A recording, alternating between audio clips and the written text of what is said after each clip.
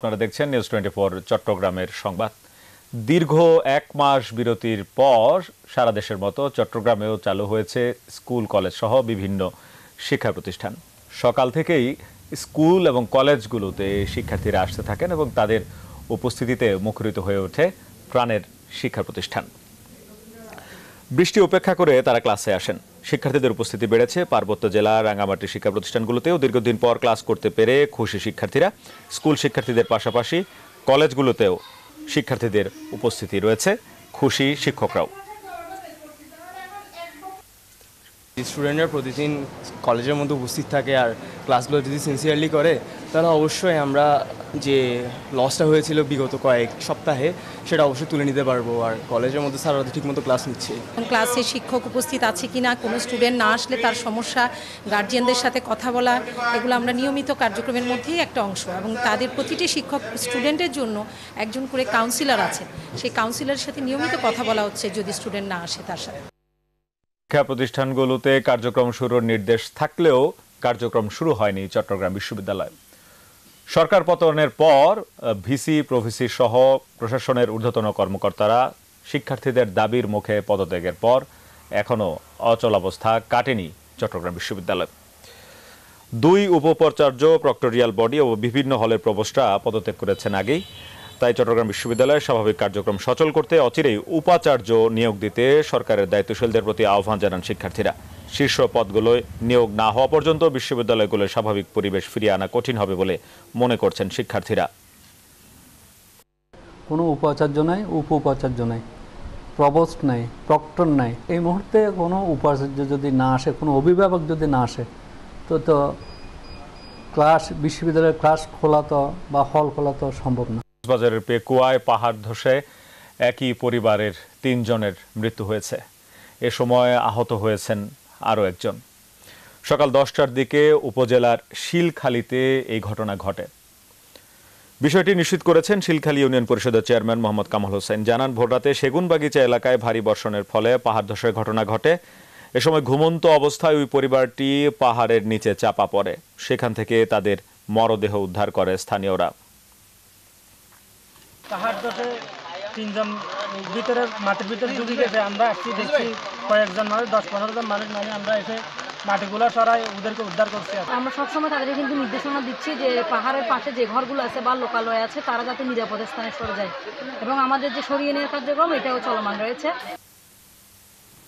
বিএনপির স্থায়ী কমিটির সদস্য আমির খসরু মাহমুদ চৌধুরী বলেছেন, সাম্প্রদায়িক সম্প্রীতির বাংলাদেশে সংখ্যালঘুদের উপর কেউ হামলা করলে বিন্দুমাত্র ছাড় দেয়া হবে না। সকালে চট্টগ্রামে ইসকন মন্দির পরিদর্শনকালে তিনি কথা বলেন। সংখ্যালঘুদের রক্ষা করতে প্রস্তুত বিএনপি। এদিকে ছাত্র জনতার গণঅভ্যুত্থানের মুখে শেখ হাসিনা সরকারের পদত্যাগ উপলক্ষে আনন্দ মিছিল করেছে চট্টগ্রামের সাতকানিয়া উপজেলা বিএনপি ও অঙ্গ সংগঠনের নেতাকর্মীরা। দুপুরে উপজেলার চট্টগ্রাম কক্সবাজার মহাসড়কের কেরানীরহাট এলাকায় বিএনপির যৌথ উদ্যোগে এই আনন্দ মিছিলের আয়োজন করা হয়। চট্টগ্রাম চেম্বারকে স্বৈর শাসন ও পরিবারতন্ত্র থেকে মুক্ত করার দাবিতে মানববন্ধন করেছেন চট্টগ্রামের ব্যবসায়ীরা। সকালে চট্টগ্রাম চেম্বারের ভবনের সামনে এই কর্মসূচি পালন করা হয়। 17 বছর ধরে ক্ষতিগ্রস্ত, নির্যাতিত ও অবহেলিত ব্যবসায়ীদের আওয়াজ গর্জে উঠুক আরও একবার, এমন স্লোগানে এই বিক্ষোভ সমাবেশ করেন তারা। এ সময় বক্তারা বলেন, দীর্ঘদিন ধরে চট্টগ্রাম চেম্বারের কার্যক্রম পরিচালনা করছে পরিবারতান্ত্রিক নিয়মে। তাদের পদত্যাগের দাবিতে চট্টগ্রামের ব্যবসায়ী সমাজ সমবেত হয়েছে।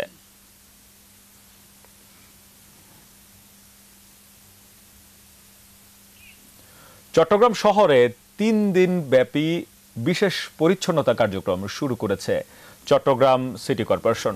সকালে চট্টগ্রামের প্রবর্তক মোড়ে এই কর্মসূচির উদ্বোধন করা হয়। এতে উপস্থিত ছিলেন প্রধান নির্বাহী কর্মকর্তা শেখ মোহাম্মদ তৌহিদুল ইসলাম। কর্মকর্তারা বলেন, আন্দোলন চলাকালে কর্পোরেশনের কার্যক্রমে যে স্থবিরতা তৈরি হয়েছে তা এই বিশেষ কার্যক্রমের মাধ্যমে কাটিয়ে ওঠা যাবে।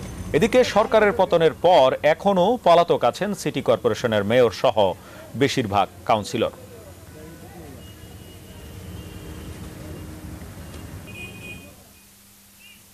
চট্টগ্রামের কর্ণফুলী নদীর তলদেশ থেকে উদ্ধার করা হয়েছে 150 বছর আগে ডুবে যাওয়া একটি ব্রিটিশ জাহাজ। এ বিষয়ে বিস্তারিত জানিয়েছেন সহকর্মী নয়ন বড়ুয়া। আমরা দেখানোর চেষ্টা করছি এই জাহাজটি কিন্তু 150 বছর পর কর্ণফুলী নদীর থেকে কিন্তু তারা উদ্ধার করেছে।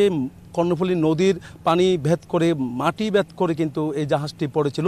এই জাহাজের উপরে অনেক জাহাজ কিন্তু চলাচল করেছে, যেহেতু কর্ণফুলী নদীর মোহনা এটি। এই মোহনার মধ্যে কিন্তু 150 বছর আগে এই জাহাজটি পড়েছিল, যেহেতু কয়লাভিত্তিক যে ইঞ্জিন চালিত যে জাহাজ আমরা দেখাতে যাচ্ছি এটা উদ্ধার করা হয়েছে।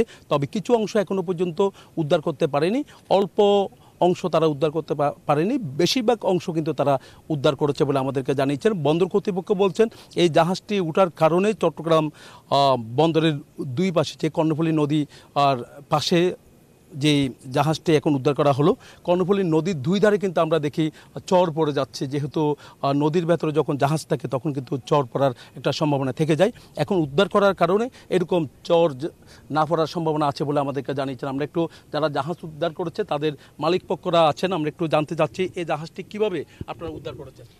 আমরা দুবার যে ড্রেজিং করেছি, আগে ড্রেজিং করার পর বড় বড় বাস বোর্ড দিয়ে লোড করে ওই জাহাজটা আমরা আবিষ্কার করেছি। অনেকদিন চেষ্টার পরে আবিষ্কার করেছে।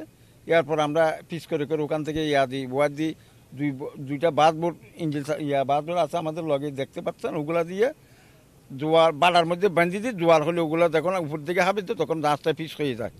তখন পিস করলে আমরা এক পিসে কোণে এই বাস বোর্ডের দ্বারা এখানে এনে ফেলাই। বন্দর কর্তৃপক্ষ বলছেন দ্রুত সময়ের মধ্যে বাকি অংশ তারা যদি তুলতে পারে তাহলে কর্ণফুলী নদীতে দুই ধারে যে চর পড়ছে সেই চর আর না হওয়ার সম্ভাবনা থাকবে। ড্রেজিংও তাদের করতে হবে না বলে আমাদেরকে জানিয়েছেন। এই ছিল আমার এখানকার সর্বশেষ